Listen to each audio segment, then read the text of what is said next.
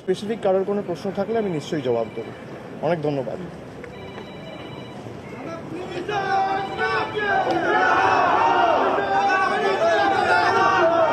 অভিষেক বন্দ্যোপাধ্যায় তিনি সিমলা স্ট্রিটে স্বামীজিকে শ্রদ্ধা জ্ঞাপন।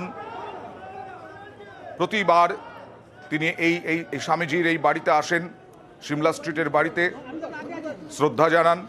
আর 2024-এর আগে, লোকসভা ভোটের আগে স্বামীজিকে নিয়ে যে তৃণমূল বিজেপি ইতিমধ্যেই তরজা শুরু হয়েছিল সুকান্ত মজুমদারের বক্তব্যের পরিপ্রেক্ষিতে, তা নিয়ে তার পরবর্তী সময়ে এই অভিষেক বন্দ্যোপাধ্যায়ের সিমলা স্ট্রিটে আসা, শ্রদ্ধা জানানো, এটা আরো বেশি তাৎপর্যপূর্ণ হয়ে উঠল।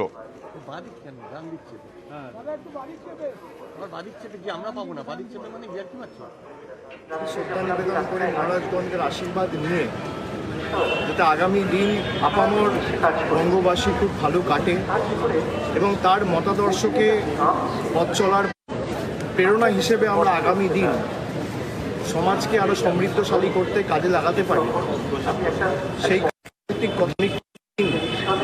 স্বামীজির বাড়িতে শ্রদ্ধা নিবেদন করতে এসে কোনো রাজনৈতিক প্রশ্নের উত্তর দিই না বা কোনো রাজনৈতিক কথাবার্তা বলি না, কারণ এটা অশোভনীয়, অসমীচীন এবং অত্যন্ত দৃষ্টিকটু।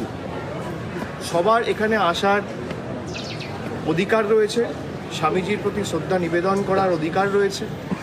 কেউ যদি এসে কোনো রকম কোনো রাজনৈতিক কথা বলে, এটা তার রুচি, শিক্ষার পরিচয়।